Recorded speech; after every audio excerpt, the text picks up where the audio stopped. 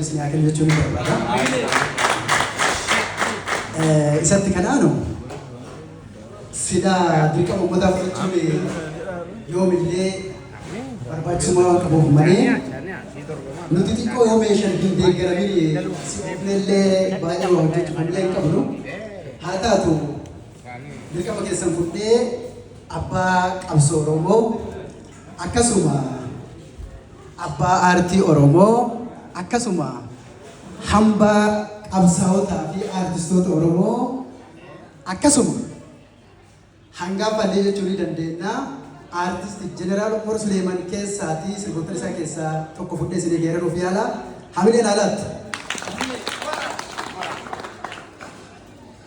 Qabsaa'ota afaanii himee dhagayaa dogongorrii kakaleetuun gayaa biyyatti haalumaaf kennaa nagayaan taphatiinsa falmadhaa qaawwan tayaa diina keessan beekirreen lafaan dhayaa dursa abbaa biyyaa tayaa bilisummaa waan afuudhaan qawwee malee waan hin dhufne haa tayan mee wal tayaa doonala wal gayaa kaayyoon oromootaa qulqulluun ganama waa lama irratti gadi bu'uurama wanni lamaan sunis akkana jedhama bilisummaa sabaa walabummaa biyyaa jedhamee beekama.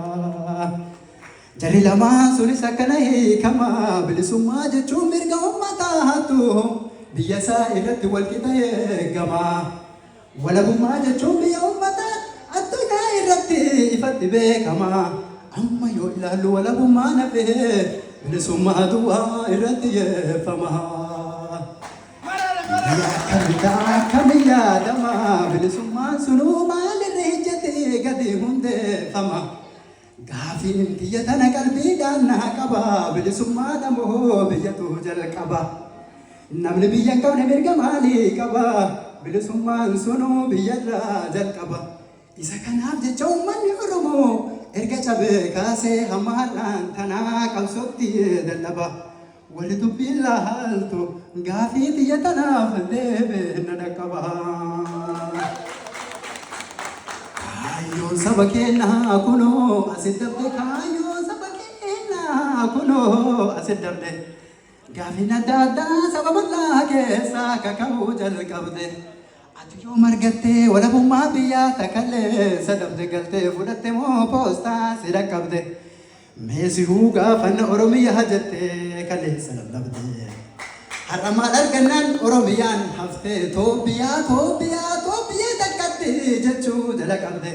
Kaayyoon kaleessa haateef kaayyoon har'aa kunuu asirra wal dhabde. Ofii namaa tanii lolleen namaa hasinaa galmee sabni hin beekne galuutti yaadinaa gaafii sabni hin beekne ofumaan kaatinaa harkuma keessanii onnee sabaa keessaa ofillee baasinaa saballee naalsinaa ofillee taarsinaa diini lachuu diinaa gargarii hin laallu nutti hin faarsinaa. Meetiin qooqaan fadhaa yoo faarfachuu feetan mana keessanitti hitaana aarfadhaa ofumaa faarfadhaa. Kun Oromoo laalu kaayyoo Oromoota halagaan hin dhaalu.